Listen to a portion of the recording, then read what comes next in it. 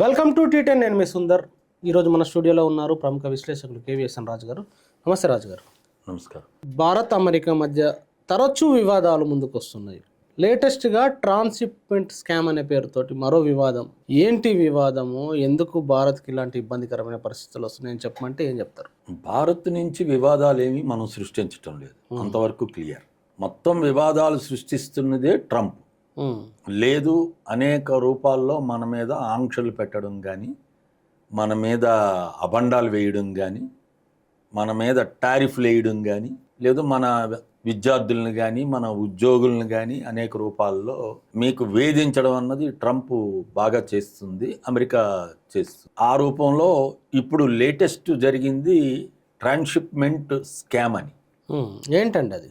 Transshipment scam అంటే కుంభకోణం కదా. ట్రాన్స్షిప్మెంట్ అంటే రవాణాలో కుంభకోణం జరిగింది అని చెప్పినాను. దానికి మీద 2 రోజుల క్రితం యుఎస్లో ఉన్న వైట్ హౌస్ నుంచి ఒక రిపోర్టు రిలీజ్ అయింది. ఆ రిపోర్టు ప్రకారం ఏంటనంటే చైనా వస్తువుల మీద అమెరికా విధిస్తున్న సుంకం అత్యధికంగా ఉంది. కాబట్టి అత్యధికం కాదు, ఇతర దేశాలతో పోలిస్తే చైనా దగ్గర నుంచి ఎక్కువ సుంకం వసూలు చేస్తున్నాం. కాబట్టి చైనా వస్తువులు విపరీతంగా అమెరికాకి ఎగుమతి అవుతున్నాయి. కాబట్టి చైనాతో ఒక 40 దేశాలు, అవి వాళ్ళు చెప్పారు రిపోర్ట్లు, 40 దేశాలు చైనాతో సంబంధాలు పెట్టుకొని చైనా వస్తువుల్ని తమ వస్తువులుగా చేస్తూ ట్రాన్స్షిప్మెంట్ ద్వారా అది అమెరికాకి వాళ్ళ దేశం నుండి వస్తున్నట్టు ఎక్కువ సుంకాలు చెల్లించకుండా చేస్తున్నారు అన్నది కొత్త అభియోగం. ఇది ట్రాన్స్షిప్మెంట్ స్కామ్ అని అంటే లేటెస్ట్గా అమెరికా వాడు ఇంకొక అబాండం లేదు ఇంకొక రూపంలో మళ్ళీ మన మీద ఆంక్షలు లేకపోతే సుంకాలు ఇంకో రూపంలో తీసుకురావడానికి ఇప్పుడు కొత్తది వచ్చింది. ఇది 2 రోజులు. అది అబాండమేనా, కేవలం ఆరోపణనేనా? అసలు ఇందులో భారత్కు ఇబ్బంది పడే అంశం ఏముంది, భారత్కు నష్టం కలిగించే అంశం ఏముంది? భారత్కి నష్టం కలిగించే అంశం కాదు ఇది, కానీ భారతదేశ ప్రతిష్టను దిగజార్చింది, ప్రతిష్టని భంగపరిచేది, ప్రతిష్ట మీద ప్రభావం. ఇప్పుడు ప్రపంచంలో భారతదేశానికి ఒక స్థానం ఉంది, కానీ ఇప్పుడు వేసింది ఇది ఇతర సుంకాలు వేయడం, పెంచడం, ఆంక్షలు పెట్టడం అది వేరు. అసలు భారతదేశం ఒక చైనా వస్తువుని తన వస్తువుగా తీసుకొని ట్రాన్స్షిప్మెంట్ ద్వారా తను ఎగుమతి చేస్తుందన్నది అది దేశ ప్రతిష్టకు సంబంధించింది కదా. అది సీరియస్గా తీసుకోవాలి. ఎందుకు భారత్ ఎందుకు సీరియస్ తీసుకోవాలి? చాలా ఇప్పుడు మీరు అన్నట్టు 40కి పైగా దేశాలకు సంబంధించిన పేర్లు ఉన్నప్పుడు భారత్ ఎందుకు తీసుకోవాలి సీరియస్గా? 40 దేశాలు ఉన్నాయన్న దాంట్లో వాళ్ళు 3 భాగాల కింద చేశారు రిపోర్ట్లోనే. Tier 1 cities countries, tier 2 countries, tier 3 countries అని. నేను ఆ వివరాల్లోకి వెళ్ళటంలే, కానీ మొదటి దాంట్లోనే భారతదేశాన్ని పెట్టారు ట్రంప్. టైర్ 1లో పెట్టారా? టైర్ 1లో భారతదేశం ఉంది, యూరోపియన్ యూనియన్ దేశాలు ఉన్నాయి. ఇంకా ఆశ్చర్యకరమైన విషయం ఏంటనంటే చూస్తే ఇజ్రాయిల్ ఉంది, జపాన్ ఉంది, సౌత్ కొరియా ఉంది, మెక్సికో ఉంది, తైవాన్ ఉంది. ఇవన్నీ పక్కన పెట్టండి. ఇజ్రాయిల్ ఇప్పుడు అసలు అమెరికా తరపున తను యుద్ధంలో ఉంది, లేదు అమెరికా ప్రోద్బలంతో ప్రోత్సాహంతో చేస్తుందని. ఇరాన్ మీద కానీ లేకపోతే గాజా మీద కానీ అవి. యూరోపియన్ యూనియన్ అమెరికాకి అత్యంత క్లోజ్ అయింది. వీళ్ళతో ఒకటి కెనడా. ఇప్పుడు కెనడా అయితే తెంచుకుంది. చైనా తర్వాత కెనడా ఇప్పుడు ఢీ కొడుతుంది అమెరికాని, అది వేరే భాగం. కానీ ఇందులో ఇండియాని పెట్టడం ఏంటిది అంటే మీరు అన్నట్టు ఇజ్రాయెల్నే పెట్టినప్పుడు ఇండియాని పెట్టడంలో పెద్ద అసలు ఇండియా ఆశ్చర్యపడాల్సిన అవసరం, ఆశ్చర్యపడవలసింది కాదు, కానీ చాలా సీరియస్ గా తీసుకోవాల్సిన అంశం అని చెప్పి. అసలు ఆ కేటగిరీలో మనల్ని ఎట్లా వేస్తారు? మనం అంతా దిగజారి ఉందా దేశం? లేదు కదా. మనం ఇప్పుడు 6వ స్థానంలో ఉన్నామని చెప్పినని. మోడీ గారు ట్రంప్కి మంచి మిత్రుడని, అసలు మోడీ గారే ప్రపంచంలో ఇప్పుడు విశ్వగురువుగా ఉన్నారని చెప్పినని అనేకం ఉన్నాయి.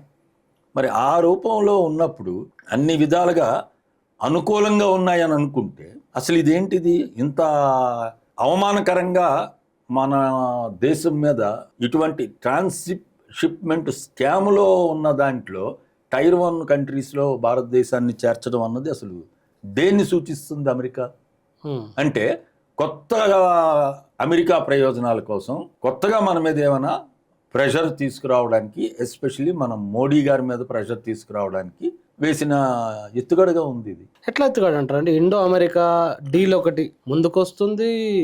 ఈ నేపథ్యంలో చాలా అంశాల్లో ముందుకెళ్ళబోతున్నారు. $500 బిలియన్ ఈ మార్కెట్ పెరగబోతుంది అమెరికాది భారత్లో. ఇలా అన్ని జరుగుతున్నప్పుడు కూడా ఎందుకు ఇలాంటి అభాండాలు భారతదేశం మీద వేయడం అంటే? అదే కారణం అదే. మరి మన పాత ఉదాహరణలు తీసుకోండి. మన విద్యార్థులకి బేడీలేసి వెనక్కి పంపించారు కదా, ఎంత దుర్మార్గం అది. లేదు, అనేక ఆంక్షలు పెడుతున్నారు కదా, అసలు సుంకాలు ఎంత పెద్ద ఎత్తున పెంచారు. నెక్స్ట్ అసలు ప్రతిదీ ఆంక్షే కదా మన మీద. రష్యాతో వాళ్ళు చెప్తే ఆయిల్ కొనాలి, లేదంటే మానేయాలి.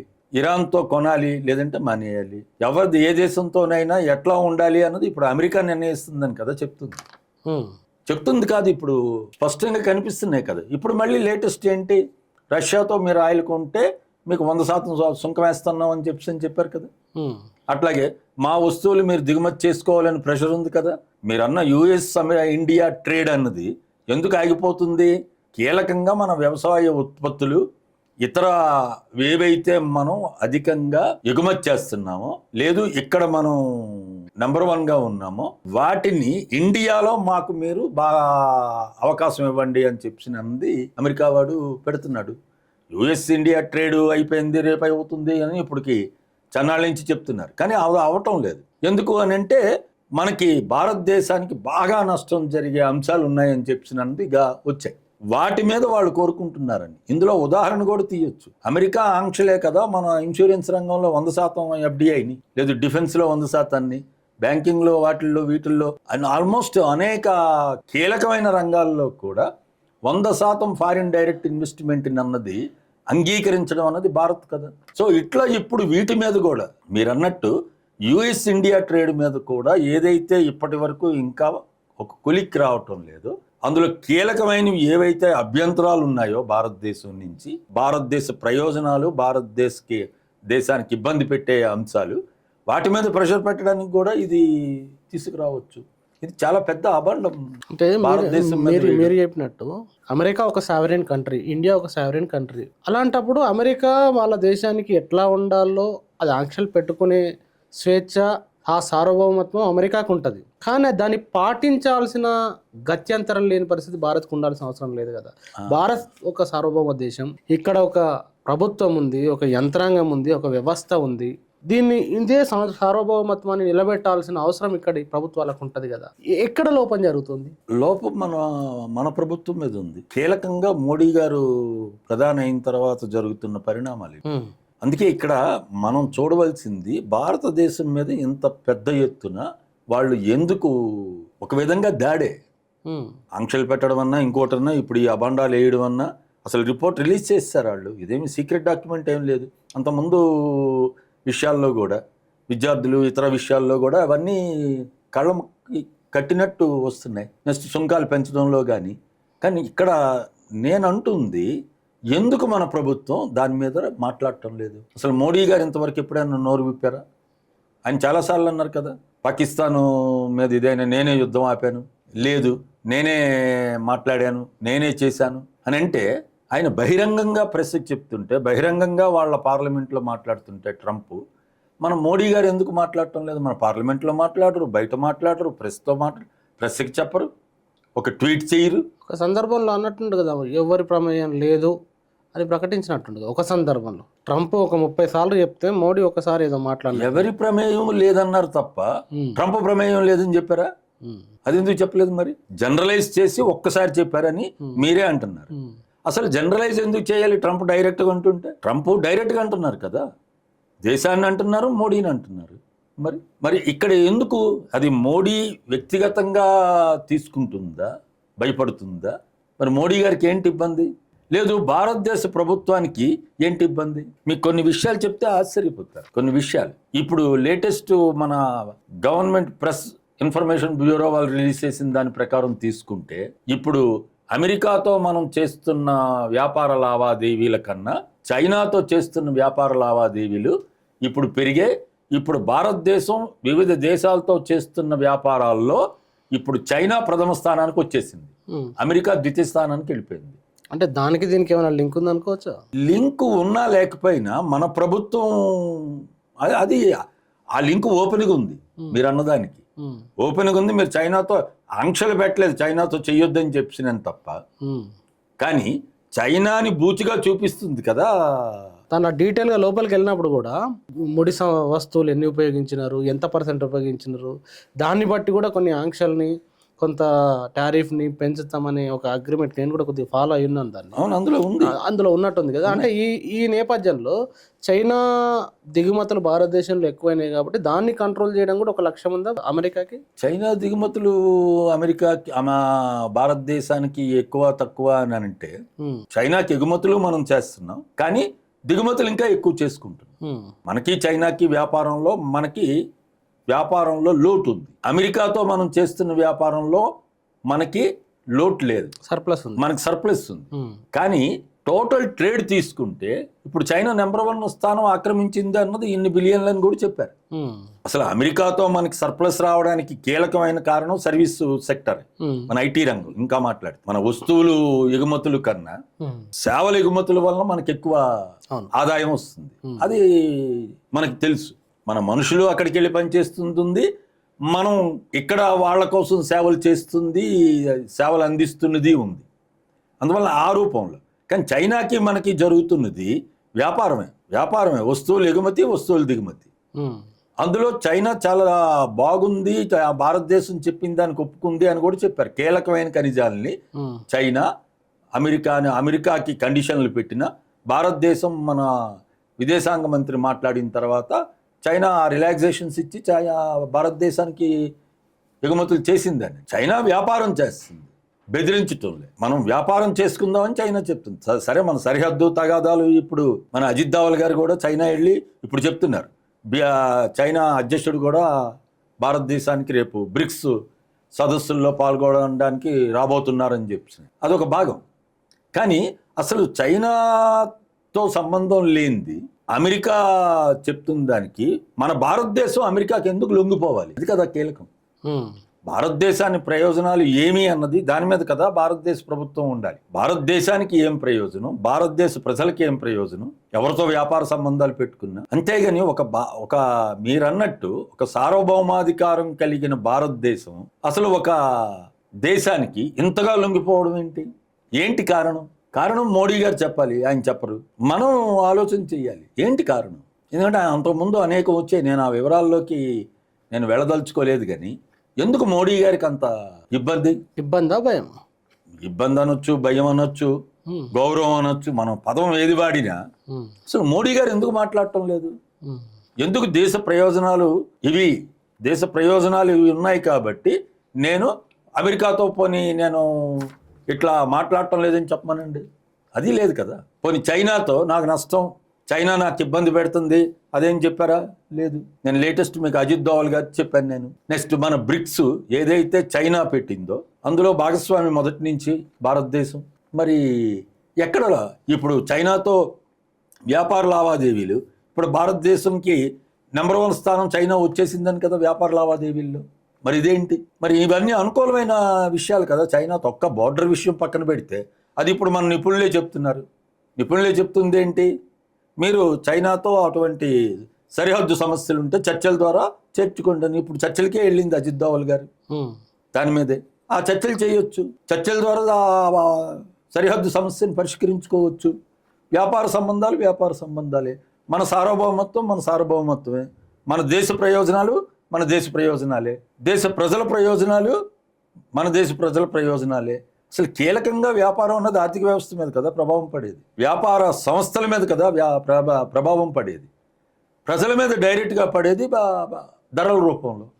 సో ఈ రూపంలో కదా మనం చూడాలి దేశం. నెక్స్ట్ మన దేశ ప్రతిష్ట, దేశ అలీన విదేశాంగ విధానం ఒక దేశానికి లొంగుబడే పరిస్థితే లేదని కదా మనం చాలా కాలం భారతదేశం దాన్ని నిలబెట్టింది.